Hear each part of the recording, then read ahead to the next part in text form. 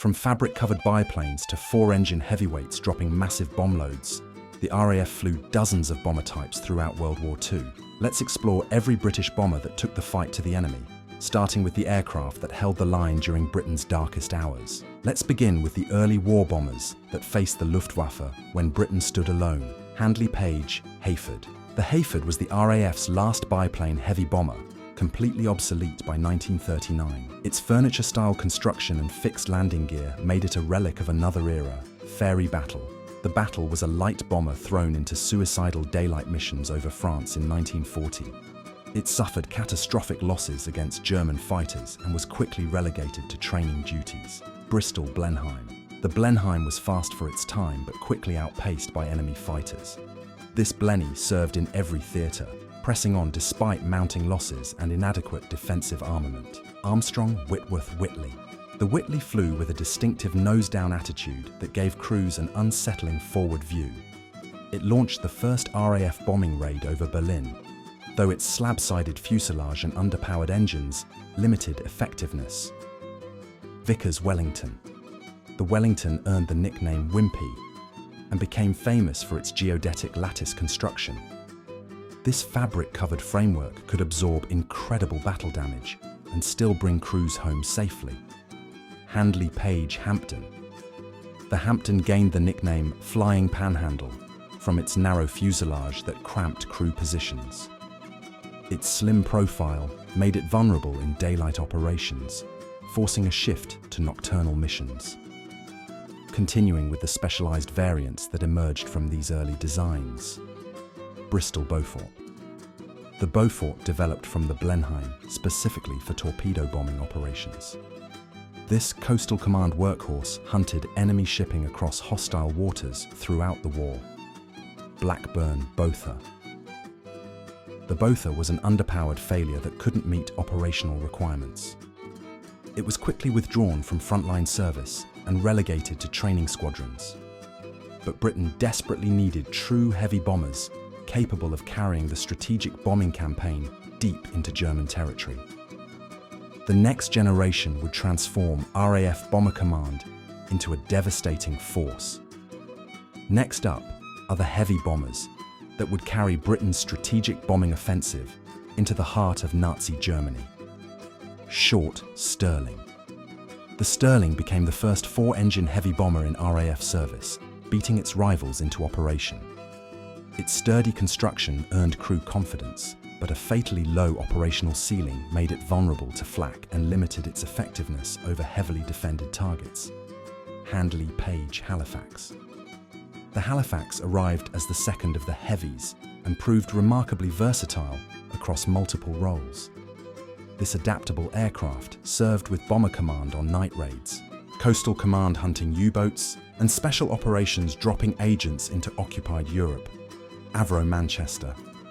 The Manchester showed promise with its capable airframe, but suffered catastrophic failures from its unreliable Vulture engines.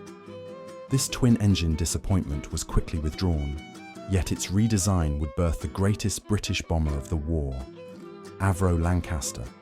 The Lancaster became the legend of RAF Bomber Command and the most successful British heavy bomber ever built. Powered by four dependable Merlin engines, it could haul 14,000 pounds of bombs deep into Germany. The Lance flew the legendary Dam Busters raid with bouncing bombs, dropped the massive 22,000-pound Grand Slam earthquake bombs, and earned unwavering devotion from its crews. Its spacious bomb bay, stable flying characteristics, and ability to absorb punishment made it the weapon that turned strategic bombing from desperate gestures into devastating reality. De Havilland Mosquito. The Mosquito earned the nickname Wooden Wonder for its radical construction from plywood and balsa wood. This unarmored speedster simply outran enemy fighters, making defensive guns unnecessary weight. Its versatility was extraordinary. Precision pathfinding for bomber streams, nuisance raids disrupting German industry, photo reconnaissance over hostile territory, and fighter bomber strikes. The Mosquito proved that unconventional thinking could produce a war-winning design that rewrote the rules of bomber operations. These heavy bombers formed the striking power of RAF Bomber Command. but the service operated dozens of specialized variants and adaptations for roles from maritime patrol to tactical support. Beyond the famous heavies, specialized variants and adapted designs tackled maritime patrol, tactical strikes, and essential support missions across every theatre of war. Vickers, Warwick. The Warwick arrived as the Wellington's intended successor, but came too late for strategic bombing operations. It found purpose in air-sea rescue missions, saving downed air crews from hostile waters. Bristol, Beaufighter.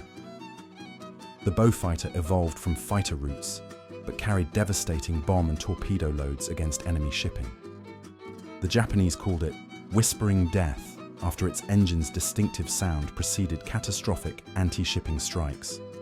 Handley Page Harrow. The Harrow converted from bomber to transport duties, carrying supplies rather than ordnance. Its limited wartime service reflected rapid obsolescence in combat roles. Armstrong Whitworth Albemarle. The Albemarle's wooden and steel hybrid construction abandoned bombing missions entirely for glider towing. It hauled paratroopers and Horsa gliders into occupied Europe during airborne operations. Short, Sunderland. The Sunderland flying boat patrolled vast ocean expanses, hunting U-boats from coastal bases. Its heavy defensive armament earned the German nickname Flying Porcupine, and it excelled at air-sea rescue operations. Consolidated Liberator. The American B-24 Liberator flew with RAF Coastal Command on very long-range Atlantic patrols. Its extended endurance finally closed the mid-Atlantic gap where U-boats had operated beyond land-based aircraft reach. Boeing Fortress. The RAF briefly operated the American B-17 Flying Fortress on costly daylight raids over Europe. Transferred crews found better success, using it for high-altitude reconnaissance missions gathering intelligence. North American Mitchell. The B-25 Mitchell served with 2nd Tactical Air Force flying low-level strikes across Europe. Its twin-engine reliability and heavy forward armament made it effective against ground targets. Martin, Maryland and Baltimore. These American medium bombers operated extensively in the Mediterranean theater with Desert Air Force squadrons. They pressed attacks against Axis supply lines and fortifications throughout the North African campaign. Douglas, Boston. The A-20 became the Boston in RAF service, flying fast light bombing and intruder missions. Its maneuverability and speed made it effective for disrupting enemy operations under cover of darkness. These diverse types filled critical gaps in RAF operations, but the service also experimented with unconventional designs and maintained essential training aircraft that prepared thousands of crews for combat operations. Next up are the experimental prototypes, essential trainers, and late-war developments that rounded out the RAF's bomber inventory. Airspeed Oxford. The Oxford twin-engine advanced trainer prepared thousands of bomber crews for operational service. Its reliable handling characteristics and forgiving flight envelope made it the perfect classroom for navigators, bomb aimers, and wireless operators. Avro Anson. Faithful Annie began the war on coastal patrol before becoming the RAF's most produced multi-engine aircraft as a trainer. Its docile flight characteristics and spacious crew compartment taught entire generations of airmen their trade. Bristol Buckingham. The Buckingham fast bomber arrived too late for combat operations against Germany. Its high-speed design found new purpose as a transport hauling cargo rather than dropping ordnance. Handley Page, Hereford. The Hereford was essentially a Hampton fitted with different engines to ease production bottlenecks. Limited numbers entered service before the type was withdrawn to training squadrons. Armstrong Whitworth Whitley GR7. This ASV radar-equipped maritime variant hunted U-boats over the Bay of Biscay. Its long patrol endurance and detection equipment made it a capable submarine hunter despite the aging airframe. Continuing with the specialized developments and variants that pushed existing designs to their limits. De Havilland Mosquito, B-35. This high-altitude pressurized variant represented the fastest bomber version ever produced. Its extended wingspan and enhanced engines pushed, performance boundaries even further than standard models. Avro Lincoln. The Lincoln arrived as the Lancaster's successor in 1945, too late for the European War. Its longer wingspan and more powerful engines promised improved performance for operations against Japan. Vickers Windsor. This experimental high-altitude bomber explored pressurization and extended range capabilities. The program was cancelled with only prototypes completed, made redundant by war's end. Miles M39B Libellula. This bizarre tandem wing design investigated carrier-based bombing with unconventional aerodynamics. The strange configuration never progressed beyond a single test aircraft that looked like two aircraft merged together. Short, Sterling V. The Sterling's final variant stripped away defensive armament entirely for transport operations.